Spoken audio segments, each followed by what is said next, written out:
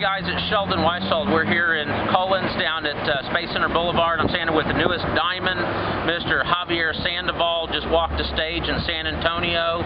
Javier, tell us what you think. What's the evolution of the business, where we're going, please?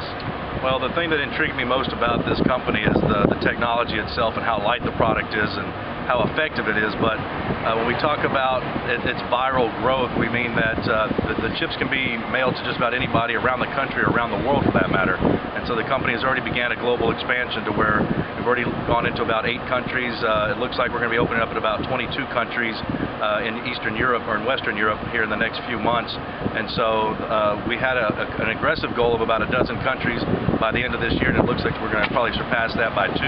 So it looks like we'll be probably anywhere about 24 countries come the end of this year. So it's exciting to see where the company's going and how receptive it is in all the other countries outside of the United States. Again, they understand health and wellness.